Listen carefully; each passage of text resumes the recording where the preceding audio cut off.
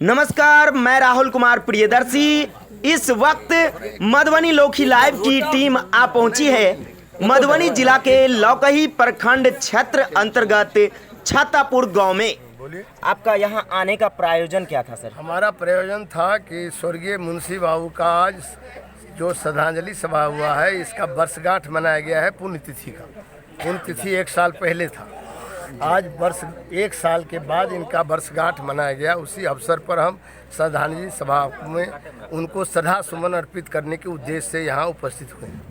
Sir 2024 में चुनाव होने जा रहा है, चुनावी मुद्दे पर क्या कहना होगा? चुनावी मुद्दे पर यही कहना है कि अभी जो 5 राज्यों का चुनाव इस नवंबर में हो जाएगा, 3 दिसंबर को रिजल्ट आ जाएगा, उससे जनता का तापक्रम मालूम हो जाएगा आप लोगों को।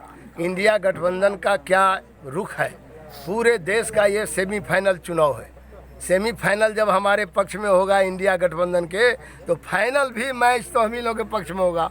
उस सेमीफाइनल से आगे जाएगा ही नहीं भाजपा, तो फाइनल में कहाँ से आएगा?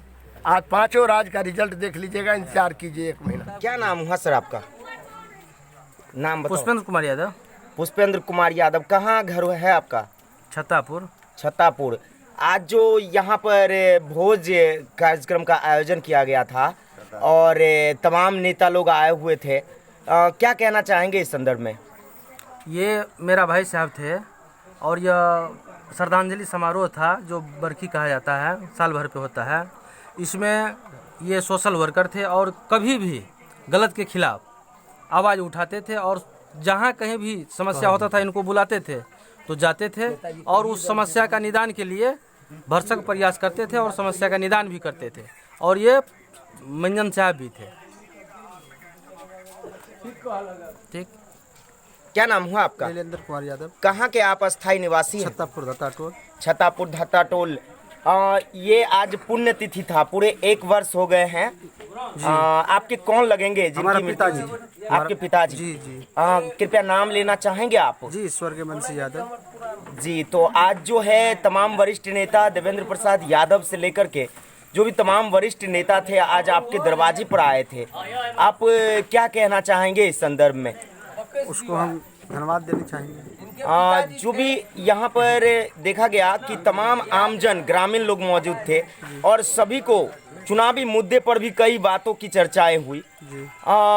2024 को लेकर के खास तौर पर क्या कहना चाहेंगे? 2024 में किसकी सरकार होनी चाहिए? आरजेडी की। आरजेडी की सर। आरजेडी में आपको क्या ऐसी खासियत नजर आता है? बहुत सा आरजेडी में नेताजी आ रहे हो, बताइए। पार्टी रहा है, जी, सामाजिक न्याय का पार्टी है। इनके पिताजी थे सामाजिक कार्यकर्ता थे और हम लोगों के जात के मंजन भी थे। यादवों में मंजन होता है गांव में, और इनका मन था पूर्व में भी इन्होंने जब उनकी मृत्यु हुई थी 2022 में, तो इन्होंने बड़ा भोज का आयोजन किया था।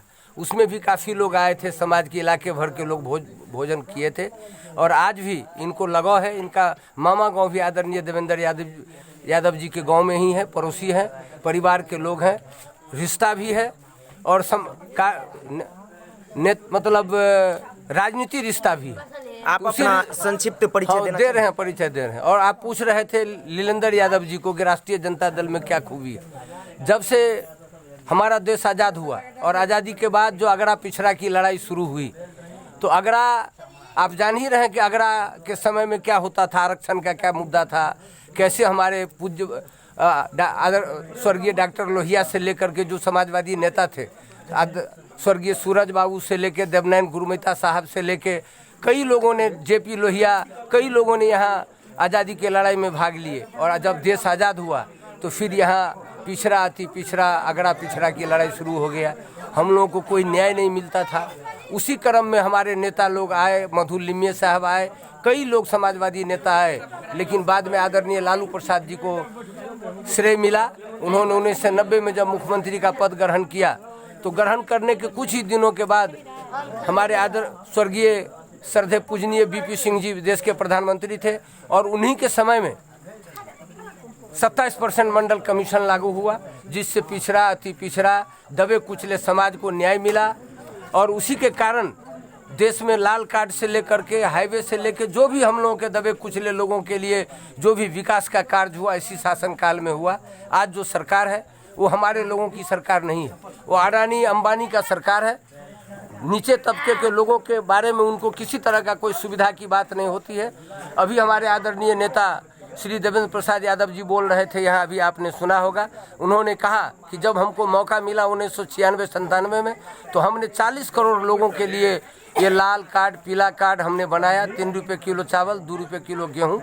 लेकिन आज देश जब विकास कर रहा है, तरक्की कर रहा है, देश हमारा अमीरी के तरफ बढ़ रहा है, तो किस परिस्थिति में आदरणीय मोदी जी के समय में, नरेंद्र भाई मोदी जी के समय में 80 करोड़ लोग गरीब हो गया। जब जिस राज्य में, जिस देश के प्रधानमंत्री के शासनकाल में 40 करोड़ से 80 करोड़ लोग गरीब हो जाता है, तो विकास की बात कहाँ होती है? यही तो हमारे नेताजी बता रहे थे। गरीबी घटना चाहिए। जब हम लोग की सरकार थी 1996-97 तो हम लोगों को 35-40 करोड़ लोग गरीब मिला, और जब नरेंद्र भाई मोदी की सरकार आई तो 80 करोड़ लोग गरीब हो गया, 40 करोड़ गरीबी बढ़ गया। तो किस हालत में आप कह रहे हैं कि हम विकास कर रहे हैं, या लोगों को हम लोगों को विकास ये दे रहे हैं? इसीलिए इसी मुद्दा को लेके इंडिया गठबंधन बना है।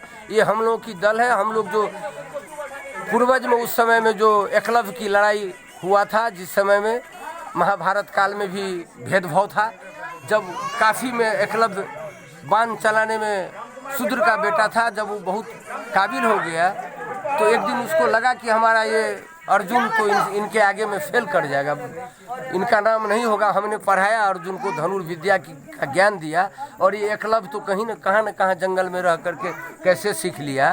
तो उन्होंने, आपको पता होगा, आपको जानकारी है, उसको गुरु दक्षिणा के रूप में एक अंगूठा का मांग कर लिया। तो उस समय से लेकर आज तक हम लोगों का शोषण हो रहा है। अगर लोग नहीं सुधरेगा, दबे कुचले लोग, दलित महादलित, पिछड़ा अति पिछड़ा का लोग एकजुट नहीं होगा, तो ये देश फिर से गुलाम होगा।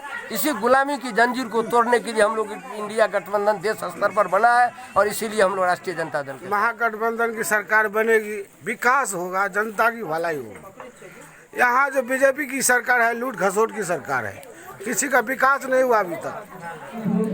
जो सरकारी अनाज पर जिंदा है, ये सभी अनाज बाजार में बिकता है। क्या गलत है क्या? आप लोग सच बोलिए। जी बाजार में भी जब बाजार में जा करके डंप हो जाता है, ट्रक टाटा 407 से रात को चले गए मुरली चौक, सारे रात को सप्लाई हो जाता है। एक गरीब आदमी का पैसा निकाला, चोरी करवा रहे को, ये वोट के लिए किया है, कहता है दिसंबर तक रहेगा। अरे हिम्मत है तो मेरे जैसे कानून बना दो कि सदा रहेगा। कहता है नहीं, दिसंबर तक रहेगा। अब कहेगा चुनाव रहा है लोकसभा, तो कहेगा अप्रैल तक रहेगा। अब कहेगा अप्रैल तक रहेगा, क्योंकि चुनाव अप्रैल में है। जब जब चुनाव होता है 9 राज्य में, कहता है दिसंबर तक रहेगा, कोरोना पीरियड में रहेगा, कोरोना में वरदान सिद्ध होगा, और 5 किलो अनाज देता है फ्री। ये अनाज बांटने वाला नहीं है, ये अनाज था गोदाम में रख कर बाढ़ सुखाड़ में 1-1 क्विंटल गरीबों को बिना पैसा लेके देने के लिए, ताकि वो खा सके। उस अनाज को वितरण करके वोट बैंक बना दिया। याद रखिएगा, जलीम मजदूर को हमने निवाला दे दिया पेट में, एक ही काम नहीं किया, केवल अनाज ही नहीं दिया उसके पेट में, मर्जी की आजादी भी दे दिया। जब मन होगा काम करेगा, जब अनाज रहेगा तो काम नहीं करेगा।